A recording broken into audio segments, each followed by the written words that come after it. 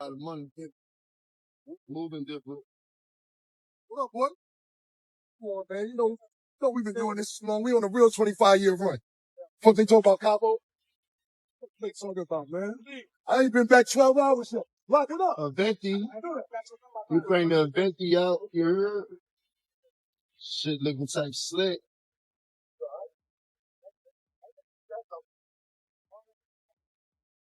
I don't know, Black. 50 Cent has never been the type to bite his tongue when someone crosses his crew. And this time, Jim Jones ended up right in the middle of that storm. Things started heating up after one of Jim's classic interviews where he decided to throw slick shade not just at 50, but at Tony Yayo too, the man who's been riding with 50 since the very beginning. You could tell Jim was feeling bold, talking about real loyalty in his world and comparing it to the kind of bond Jay-Z and Memphis Bleek shared. Jim the best. I hope he does well. He came a long way. You know what I'm saying? Facts, we all did, bro. Yeah. And that's what I'm saying. Y'all bros, my No, G. I want to tell you something. I'm talking about just from not being my man. You got to realize this is my man who couldn't rap. It turned into my hype man. It turned into an artist directing videos, so his hustle is impeccable. As far as the diplomat, your question is this, though. You got to think about this, Bleak. We put out our first mixtape probably 2001. 24 years ago. Yeah, the album came out in 2003.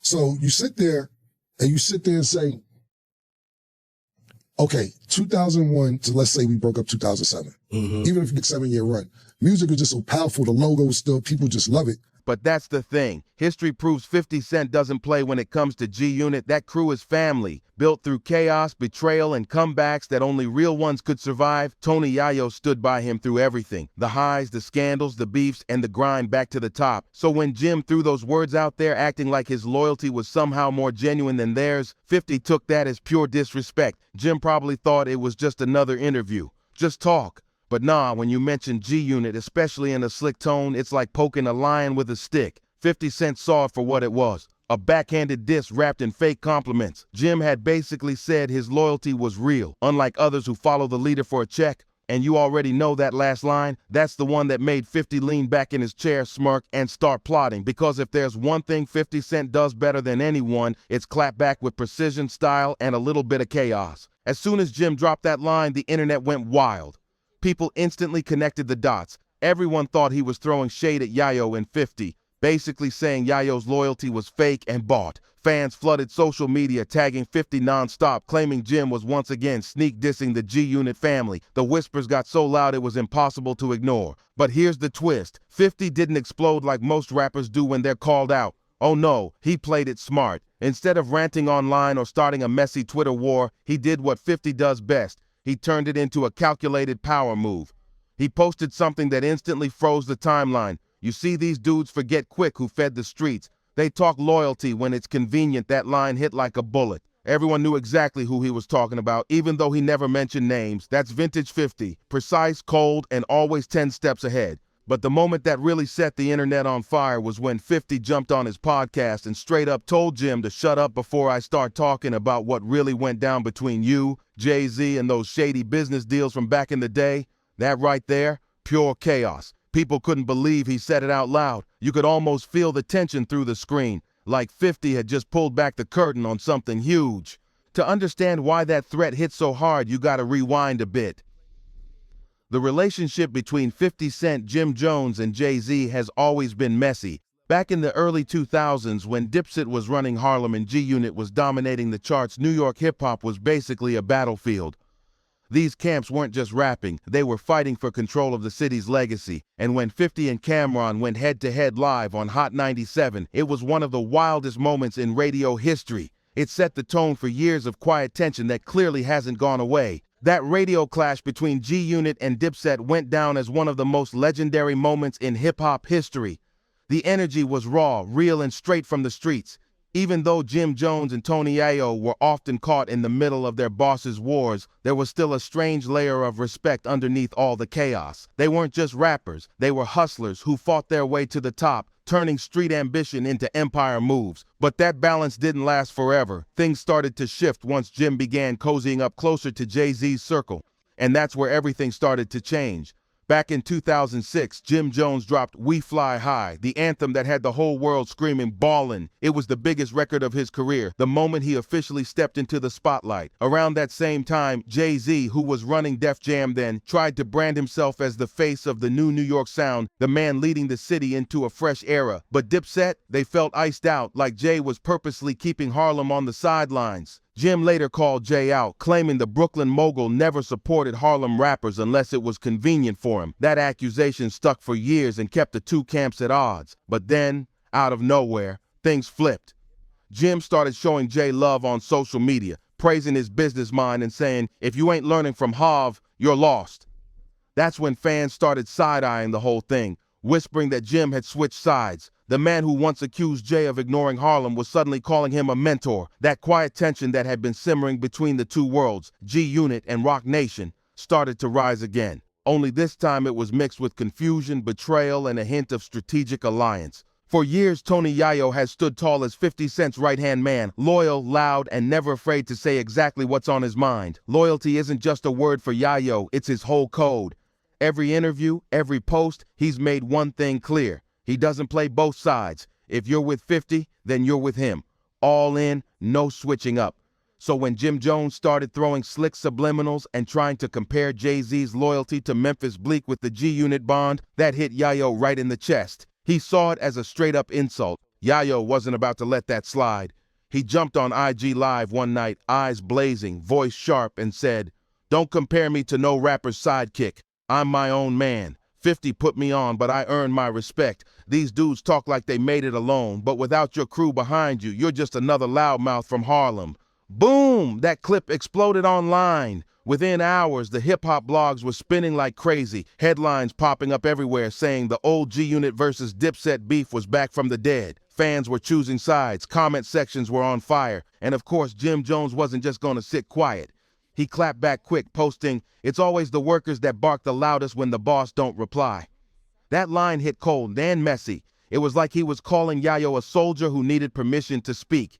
That's when 50 Cent finally had enough. He jumped online, no filters, no patience left, and fired off. "If you think talking slick about my people makes you real, you got the game twisted." The tension was electric. Everyone knew this wasn't just rap talk anymore. The energy was personal, and the street chatter was that something big was about to pop off. Yayo wasn't holding anything back. He hit Jim Jones right where it hurt. "Yayo been solid since day one. Where was your loyalty when your own man couldn't even stand next to you?" That line shook the internet because everyone knew exactly who he was talking about. Camron. Their friendship has been one of hip-hop's wildest roller coasters. One minute they're brothers, laughing and showing love, and the next they're airing each other out on Instagram for the whole world to see. It's been that way for years, and fans are used to the chaos at this point. So when Jim starts preaching about real loyalty, people can't help but give him that side eye. Even Cam himself has thrown little jabs over the years.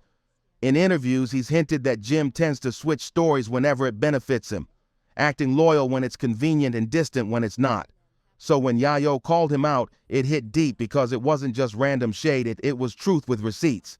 But then things really blew up when Memphis Bleek entered the picture. Indirectly, of course. After seeing his name get dragged into the loyalty debate, Bleek slid into a blog's comments and dropped a quick but powerful line.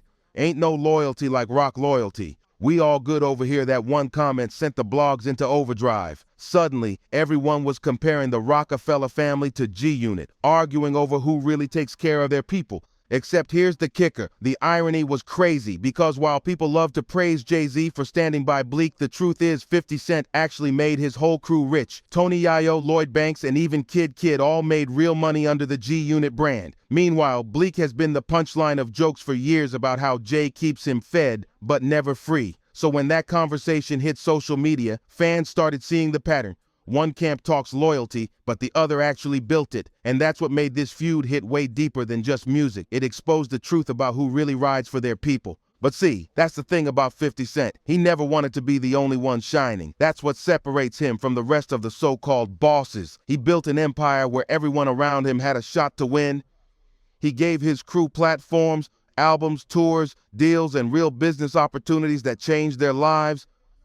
Yayo toured the world, Banks dropped classic mixtapes that defined an era, and even the game, despite all the drama and fallout, still blew up off that G-Unit push. 50 made sure his people ate. So when Jim Jones started questioning his loyalty, fans didn't hesitate. They instantly sided with 50. Because if there's one mogul in this game who actually stood by his team, it's him. But then things took a wild turn. Out of nowhere, 50 hinted that he might expose something from back in the day. Some deep business dealings between Jim and Jay-Z that most people never knew about. On his show, he dropped a bomb saying, "Some of these dudes act like they wasn't begging to get next to certain people when things was quiet for them." That one line sent social media into a frenzy. Everyone started connecting dots, speculating he was talking about when Jim suddenly joined Roc Nation, the same company that manages several artists 50s had serious tension with.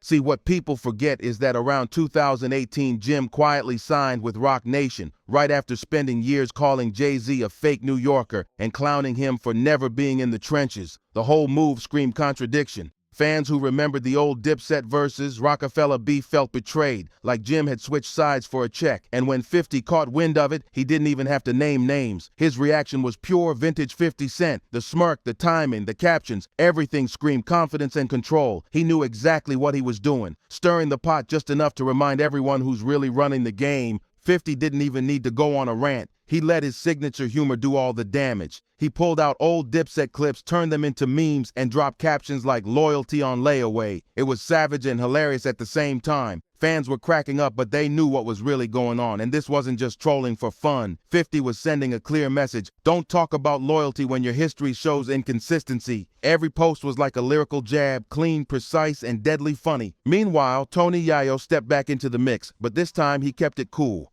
No yelling, no extra energy, just straight talk. He said, "I respect Jim, but don't play with my name. I'm loyal to 50 because we built something from zero. Ain't no man feeding me. We feed each other." That line hit deep. It reminded everyone why G-Unit has lasted this long. It was never about one man leading the pack. It was about brotherhood. Every member contributed. Every one of them helped shape that legacy. That's the real difference right there. G-Unit wasn't just a crew. It was a business, a brand, a mindset. They all got rich together, not off one man's pity, but off pure hustle. Fans started realizing this whole feud wasn't just about words anymore. It was about legacy. Jim Jones, to be fair, deserves his flowers. He helped craft the Harlem sound, gave the culture unforgettable hits, and repped his city with pride.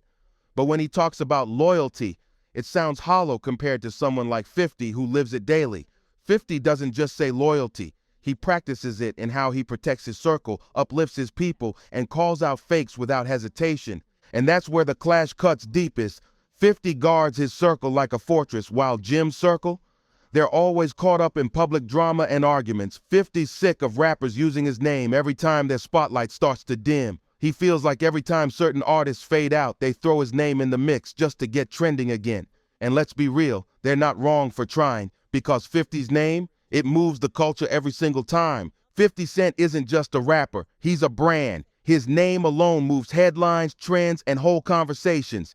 Anytime someone mentions him, the internet lights up instantly. He's built an empire so strong that even his enemies benefit from the attention his name brings. But Jim Jones, he's different. He thrives on confrontation. That Harlem hustle energy is part of who he is. The tough-talking, straight-shooting figure who refuses to bite his tongue for anybody. That's his brand, and he's owned it for years. So even after the backlash started pouring in, Jim didn't backtrack one bit. Instead, he doubled down in another interview, saying, "I said what I said. Real recognize real. If you take offense, maybe the shoe fits." That one line sent shockwaves across social media, but instead of helping his case, it made him look like he was keeping the feud alive just to stay relevant. Fans called it performative, while industry insiders started whispering that maybe Jim was trying to stretch the moment for publicity. Behind the scenes, things started to get messy. The hip-hop world quietly began picking sides. Some artists defended Jim, saying he was just being real and speaking his truth. Others, though, stood with 50. Pointing out that he's one of the few moguls who actually lives by the loyalty he talks about. Even Fat Joe, who's had his own rough history with 50, jumped in during a live stream and said, "One thing I'll say about 50, that boy loyal to his people. You might not like him, but you gotta respect that." Coming from Joe, that hit different. Those two had beef back in the day, so for him to give 50 props on loyalty, that spoke volumes. At the end of it all, this whole situation peeled back a deeper layer of hip-hop culture, the constant tug of war between how loyalty is perceived and how it's actually practiced. In a game full of egos, quick money, and short fame, loyalty isn't just a word, it's the difference between building a legacy or becoming a footnote in someone else's story. In this game, staying solid is a rare thing. Whether you love 50 Cent or can't stand him, one fact is undeniable. He's been consistent with the people who started with him. From day one, he's never switched up. He turned Tony Yayo into a respected voice in the culture, helped Lloyd Banks make millions, and even transformed his beefs into billion-dollar business moves. That's power, turning conflict into currency. So when Jim Jones tried to compare himself to Jay-Z and Memphis Bleek, or when he threw those slick subliminals toward G-Unit, he didn't just spark a feud, he accidentally reminded everyone what real brotherhood actually looks like. And let's be real, it doesn't mean switching sides every few years or praising the same people you once dissed. 50's empire wasn't built off hype. It was built off loyalty that's been tested, doubted, and still stands strong to this day. Meanwhile, Jim's still out here doing his thing, performing, staying in motion, keeping his name alive, but the vibe around him feels different now. Every time he talks about loyalty, people instantly replay that viral 50 clip, the one where he says, "Shut up before I tell the world what you really been doing." That moment burned into everyone's memory, because when 50 drops a line like that, you know there's truth behind it. He doesn't bluff, and he never makes threats he can't back up. At the end of the day, fans might love the entertainment, the memes, and the chaos, but beneath all that noise lies a deeper truth about hip-hop itself. Relationships can build empires or destroy them in seconds. And the bond between 50 and Yayo? That's living proof that when loyalty is real, not just said but shown, it can outlast fame, drama, and even time itself.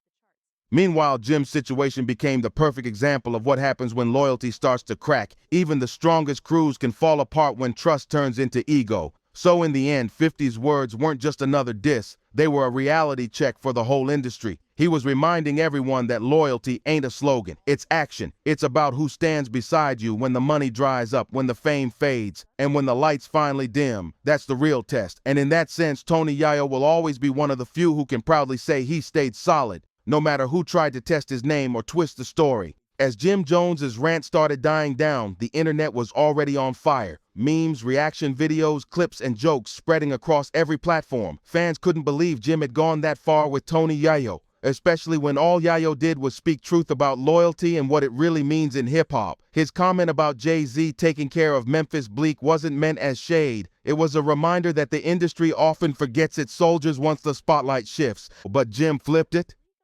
He turned a real conversation about brotherhood into another round of online drama. And that's exactly when 50 Cent decided to step in and set things straight. When 50 talks, it's not just another rapper airing opinions, it's a power move. His words hit different because they come with history, reputation, and receipts.